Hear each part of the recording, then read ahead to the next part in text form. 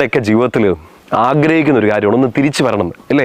പരാജയപ്പെട്ട് നിൽക്കുന്ന ഒരു അവസ്ഥയിൽ നിന്ന് നമ്മുടെ പഴയ ആ ജീവിത ശൈലിയിലേക്ക്, ഇല്ലെങ്കിൽ നല്ലൊരു ജീവിതം നമുക്ക് ഉണ്ടായിരുന്നു, ഒരു നല്ല അഭിമാനിക്കാവുന്ന ഒരു പാസ്റ്റ് നമുക്കൊക്കെ ഉണ്ടായിരുന്നു, അതിലേക്കൊക്കെ ഒന്ന് തിരിച്ചു വരണം, പഴയ പോലെയൊക്കെ ആകണം നമ്മളൊക്കെ ആഗ്രഹിക്കുന്നുണ്ട്.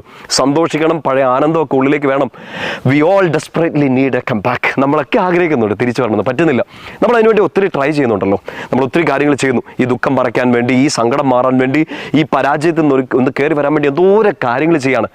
നമ്മൾ ശ്രദ്ധിച്ചേ, എപ്പോഴൊക്കെ അങ്ങനെ ഒരു കംബാക്കിന് വേണ്ടി, ഒരു തിരിച്ചുവരവ് വേണ്ടി നമ്മൾ ശ്രമിച്ചോ, അപ്പോഴൊക്കെ നമ്മൾ തളർന്നിട്ടുണ്ട്. വിചാരിച്ച പോലെ തിരിച്ചു വരാൻ പറ്റാഞ്ഞിട്ട് നമ്മുടെ മനസ്സ് ഇടിഞ്ഞു പോയിട്ടുണ്ട്. ഇനി പരിശ്രമിക്കേണ്ടെന്ന് തോന്നിയിട്ടുണ്ട്. കയറി വന്ന ആവേശത്തിൻ്റെ അതേ ഇരട്ടിയിൽ നമ്മൾ തിരിച്ചു പോയിട്ടുണ്ട്. തിരിച്ചു വരവിന് പകരം പല തിരിച്ചുപോക്കാണ് നമുക്ക് ഉണ്ടായത്. കാരണം ഉള്ളിൻ്റെ ഉള്ളിൽ പിന്നെയും തോന്നി തുടങ്ങി, എന്നെ കൊണ്ട് പറ്റില്ലെന്ന്, ഇനി സാധിക്കില്ലെന്ന്. ഈശോയിൽ എൻ്റെ ഏറ്റവും പ്രിയപ്പെട്ട സഹോദരങ്ങളെ, നമുക്കിനി ഒരു തിരിച്ചു വരവ് വേണ്ട. പണ്ട് ശശിയോട് പറഞ്ഞ പോലെ ഇനി ഒരു തിരിച്ചു വരവ് ഉണ്ടാവില്ല ശശി എന്ന് പറഞ്ഞ പോലെ അല്ല. നമുക്കിനി ആവശ്യം ഒരു തിരിച്ചുവരവല്ല, പിന്നീട് ബ്രേക്ക് ത്രൂ. നമുക്കിനി ആവശ്യം ഒരു ചിതറിക്കുന്ന അനുഭവമാണ്. ഈ പരാജയം നമ്മുടെ മുമ്പിൽ നിൽക്കുകയാണ്, ഈ സങ്കടം നമ്മുടെ മുമ്പിൽ നിൽക്കുകയാണ്. ഒഴിവാക്കാൻ നിങ്ങൾ ആഗ്രഹിക്കുന്ന പാസ്റ്റ് നിങ്ങളുടെ മുമ്പിൽ നിൽക്കുകയാണ്. മറന്നു കളയാൻ ആഗ്രഹിക്കുന്ന ആ കെട്ട കാലത്തിൻ്റെ ഓർമ്മകൾ നിങ്ങളുടെ മുമ്പിൽ നിൽക്കുകയാണ്.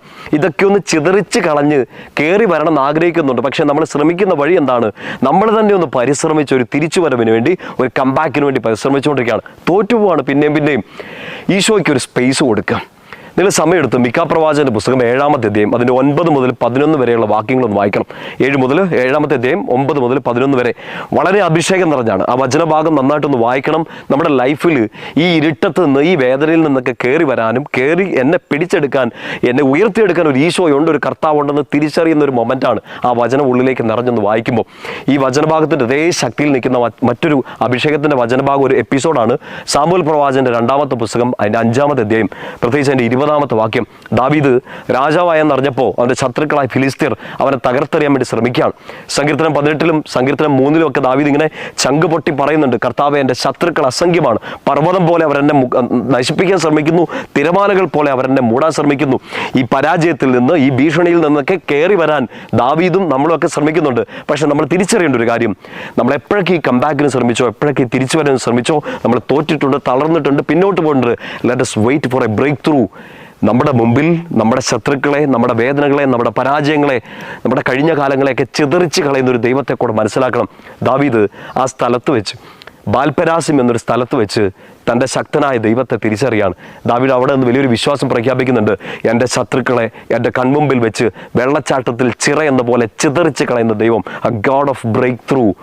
എൻ്റെ മുമ്പിൽ തിരിച്ചുവരവിന് വഴിയൊരുക്കുന്ന ദൈവമല്ല, എൻ്റെ മുമ്പിൽ എൻ്റെ ശത്രുക്കളെയും എൻ്റെ സങ്കടങ്ങളെയും ചിതറിച്ച് കളയുന്ന ഒരു ദൈവം.